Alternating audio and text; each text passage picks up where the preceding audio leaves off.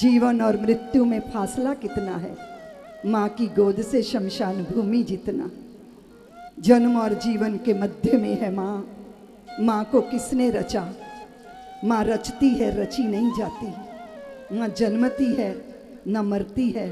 वो तो जीवन की और मरण से मुक्त होकर अविरल शाश्वत प्रेम और ममता की धारा है।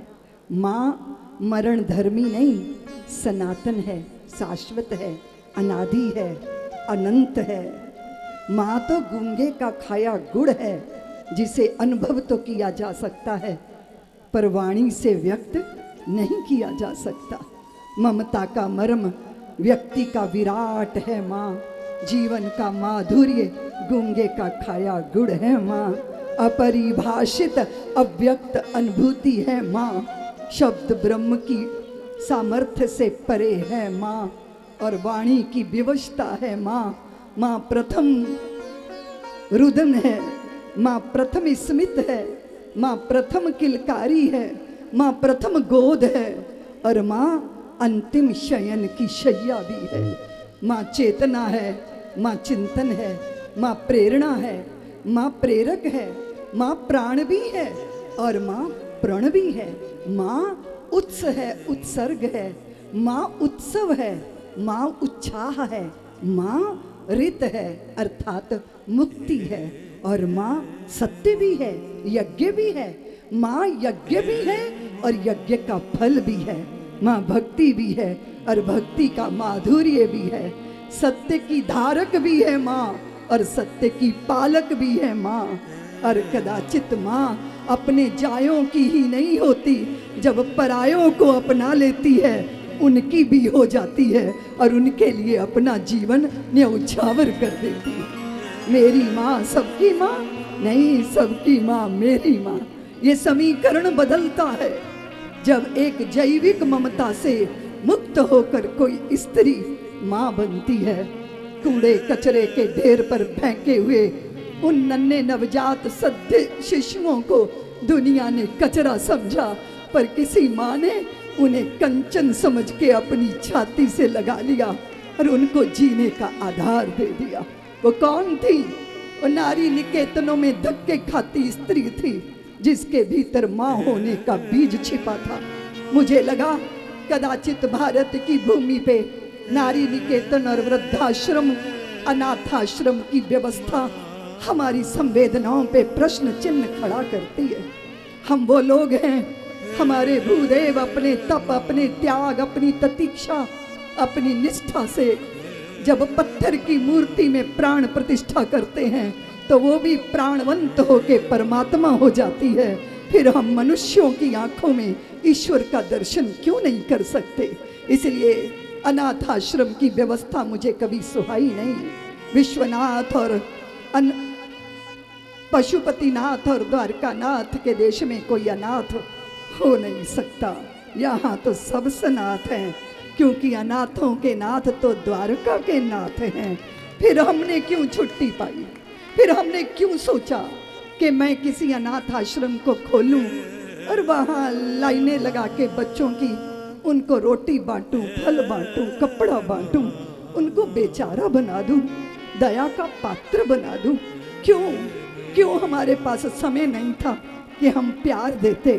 क्योंकि दया दयनीय बना देती है, प्यार जीने का आधार दे देता है। इसलिए किसी को बेचारा नहीं मानना चाहिए, क्योंकि परमात्मा की सृष्टि में कोई बेचारा है ही नहीं। फिर मैंने दूसरी व्यवस्था देखी, नारी निकेतन। मैंने वहां जाकर स्त्रियों से पूछा कि तुमने क्या अपराध किया जो तुम नारी निकेतन में पहुंचा दी गई? उसने कहा, दीदी माँ, हम प्रेम में पड़ गई थी, प्रेम के प्रवाह में माँ पिता को भूल गई और प्रेमी ने धोखा दे दिया और माँ पिता ने भी मेरे लिए कह दिया कि तू हमारे लिए मर गई है। तो फिर या तो आत्महत्या थी हमारा मार्ग या तो नारी निकेतन। मुझे बहुत आश्चर्य हुआ। मुझे लगा कि ये तो वो शेर है ना, लम्हों ने खता की सदियों ने सजा पाई। ये एक स्त्री के साथ हो गया। क्या कोई गिरता है तो उसे उठ के चलने का मौका नहीं मिलना चाहिए? कोई गिरेगा फिर उठेगा, वो जीवन का एक प्रसंग होता है। चढ़ते हैं तूफान, फिर उतरते भी हैं तूफान। गलतियां होती हैं मनुष्य से, क्योंकि मनुष्य गलती का पुतला है, वो अक्सर हो ही जाती है। जो गलती करके पछताए उसे इंसान कहते हैं, पराया दर्द अपनाए उसे इंसान कहते हैं। मुझे लगा नहीं, नारी निकेतन नहीं हो सकता समाधान। मोटी मोटी स्कूटर के पहिए जितनी मोटी रोटियां, उसको सुखा के ईंधन के लिए, क्योंकि 2 टाइम की चाय मिलती है, फिर और चाय पीने की तलब लगती है, फिर उन व्यवस्था के अधिकारियों से समझौते करती हैं। शोभा नहीं देता। भारत की नारी के लिए नारी निकेतन नहीं हो सकता। फिर वो जो समाज की मुख्य धारा से अलग फेंक दी गई, मुझे लगा क्या करें, क्या होना चाहिए। फिर लगा कि जब छोटी होती है ना 5-6 वर्ष की कन्या, वो भी अपने 2-4 वर्ष के भैया को संभालना प्रारंभ कर देती है। इसका मतलब स्त्री में प्रेम और ममता ईश्वर ने पहले से ही दिया है। मुझे लगा कदाचित नारी निकेतन की स्त्री किसी अनाथ आश्रम के बच्चे की यशोदा माँ बन जाए तो दोनों को जीने का आधार मिल जाए, 2 अधूरे एक दूसरे के पूरक हो जाए।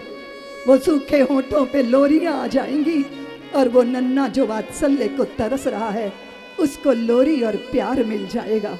2 अधूरे एक दूसरे के पूरक बन जाएंगे। फिर मुझे लगा कि घर तो अकेली तरुणी से नहीं होता, उसमें कोई वृद्धा चाहिए, कोई ज्येष्ठा चाहिए, कोई बड़ी चाहिए।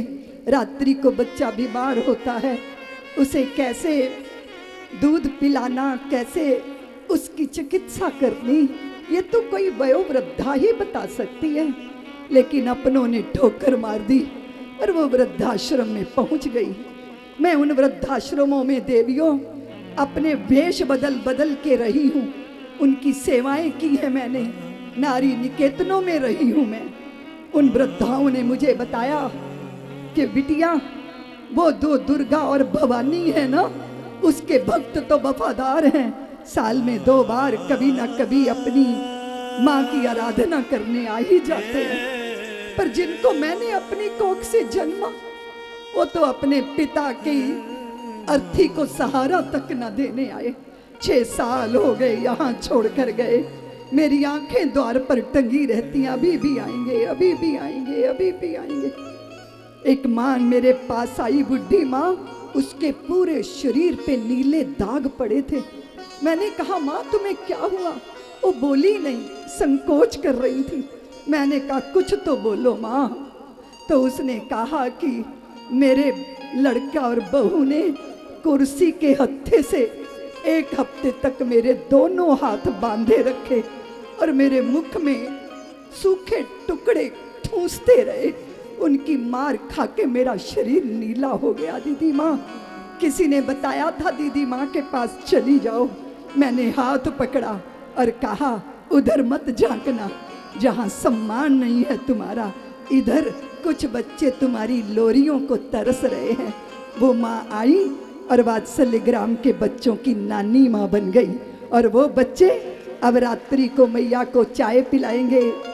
उनको फिक्र होती है, माँ के नकली दांत है ना, तो वो जब रात को कटोरी में रख देती हैं तो बच्चों को लगता है दीदी माँ हमारी नानी माँ के दांत कहीं चूहा ना ले जाए। मैंने कहा तुम उनकी रखवाली करना। गए यात्रा करने तो उनको नानी माँ की फिक्र थी कि नानी माँ कहीं गिर ना जाए, हाथ पकड़ पकड़ के चलते हैं। और जानती हो देवियों, अभी वहाँ एक यशोदा माँ को कैंसर से उसकी मृत्यु हुई। 12वीं में उसका बच्चा पढ़ रहा था। उसने सारे धर्म ग्रंथ छांट दिए ये सोचने समझने के लिए कि मेरी उस यशोदा माँ की मुक्ति कैसे होगी। वो 12वीं का बच्चा मुंडन करा के चोटी रख के 14 दिन तक भूमि पे लेटा और बैठ के अपनी माँ की गति के लिए जप करता रहा। ये बच्चा 2 दिन का था जब उस माँ ने पाला था, और वो बच्चा अपनी मैया के लिए ये कर्तव्य निभा रहा है। आप कल्पना कीजिए, सोचिए कि प्रेम और वत्सलता कितना बड़ा प्रभाव डालती है। मेरा जीवन इसमें लगा है। अभी मैया जब मुझे डॉक्टर साहब की धर्मपत्नी आई अंगूठी देने के लिए, तो उनके आंसू बह रहे थे। ये सोने की अंगूठी नहीं है, ये मात्र सोने की ना भी होती तो मुझे स्वीकार था, क्योंकि मुझे उनके प्रेम भरे आंसू स्वीकार हैं। वो मेरी दौलत है, वो मेरी संपदा। मैं अपने आंगन से बहुत सारी बेटियां विदा करती हूँ देवियों। देश भर के अयोध्या से राम आते हैं मेरे वात्सल्य की जनकपुरी में मेरी जानकी का हाथ मांगने, और वो प्रतिष्ठित घरों की पुत्र वधू बनती हैं। अभी मैं दोबारा 11 तारीख को एक बिटिया का ब्याह कर रही हूँ भरतपुर से। उसकी जो है बारात आएगी। विदा करते मेरा कलेजा फटता है। दुनिया भूल गई मैं साध्वी ऋतंबरा हूँ। मुझे डॉक्टरेट की उपाधियाँ मिली, जानती हो देवियों, मैंने वो कोई स्वीकार नहीं किया। जब मुझे उस बच्चे ने बाहों में भर के कहा, दीदी आप मेरी दीदी नहीं, आप मेरी माँ हो, हम आपको दीदी माँ कहें, मैंने उन्हीं बच्चों के नाम को अपने माथे पर धारण कर लिया। वो ऐसी सौगात है मेरे लिए कि वो किसी लालच में दी गई नहीं है। मेरा जीवन, मेरा जन्म, मेरी साधना, मेरी सिद्धि, मेरा वात्सल्य हो गया देवियों। मैंने एक रुदन सुना था, वो कचरे की पेटी में से आ रहा था। मैंने पूछा तुम कौन हो? उसने कहा दीदी माँ मैं कन्या भ्रूण हूँ। मेरी माँ ने मुझे कोख से नोच के कचरे की पेटी में फेंक दिया। मेरी माँ मुझे जन्म देती तो मैं कल्पना बनकर आसमान में छा जाती, लता बनकर संगीत की दुनिया में अमर हो जाती। मेरी माँ जन्म देती तो मैं देशद्रोहियों के सीने पर पैर रख के माँ भारती की आरती उतार लेती। पर मेरी माँ ने मुझे जन्म नहीं दिया। दीदी माँ कुछ करोगी? हाँ मैं करूंगी, मैं कुछ करूंगी। सर्वमंगला भगवती के मंदिर का शिलान्यास होना था। कांची के शंकराचार्य भगवान आए। मैंने उनसे कहा महाराज जी मेरा संकल्प है, जब तक लाखों घरों से एक एक माँ, दादी, चाची, ताई मुझे हस्ताक्षर करके नहीं देंगी कि अगर कोख में बच्ची आएगी तो हम हत्या नहीं करेंगे, और जब तक लाखों ये संकल्प मेरे पास नहीं आ जाएंगे, मैं मंदिर, भगवती के मंदिर की भूमि पूजन नहीं करूंगी। क्योंकि ये ढोंग हम नहीं कर सकते कि दुर्गा की पूजा करें और कोख में आई हुई दुर्गा का गला दबा दे। ये पाखंड, ये हमारा पतन है और कुछ नहीं। इसलिए इन बुरी परिस्थितियों के बीच में भी आपने देखा बोए जाते हैं बेटे, उग जाती हैं बेटियां, पढ़ाए जाते हैं बेटे, पढ़ जाती हैं बेटियां, और एवरेस्ट की चोटी पे धकेले जाते हैं बेटे, पर चढ़ जाती हैं बेटियां। वो इतनी प्रतिकूलताओं में भी। और फिर मुझे बताना तुम्हारे सुख दुख की भागीदार कौन बनी देवियों? माँ के चेहरे पे नहीं, पिता के चेहरे पर जरा भी कोई रोष, दुख, कष्ट होता है तो बिटिया को पता लगता, माँ पिता को क्या हो, माँ पिता को कोई दिक्कत है। 7 समुंदर पार रहकर भी अपने माँ पिता के प्रति सुंदर भावों से भरी। मुझे लोग कहते हैं दीदी माँ इसलिए मारते हैं हिंदू बेटियों को क्योंकि कानून ने बेटी को भी संपत्ति में अधिकार दे। मैंने कहा नहीं हो सकता, नहीं हो सकता ऐसा। जब विदा होती है ना, अंजलि भर भर के खील के अक्षतों के अपने भाई के आंगन में फेंकती है ताकि मेरा भाई की समृद्धि बढ़ती रहे, उसकी प्रसन्नता बढ़ती रहे। उसे कब समझ आया बड़े भैया का दिया नोट, उसे तो समझ आया मैया के हाथ का तुड़ा मुड़ा मैला कुचैला छोटा सा वो धन नहीं है, उसमें वत्सलता है, प्रेम है, स्नेह है। मैं एक ही बात का निवेदन करना हूँ देवियों, इस जड़ता का त्याग करो। कुछ शब्द हैं उनको छोड़ दो। ये छोड़ी गई है, ये बांझ है, और ये तो बंजर है, और ये परित्यक्ता है। हमारे जैसे भारतीय सभ्यता के उच्च शिखरों पर बैठे समाज को ये शोभा नहीं देता, ये शोभा नहीं देता। अनाथ शब्द शोभा नहीं देता।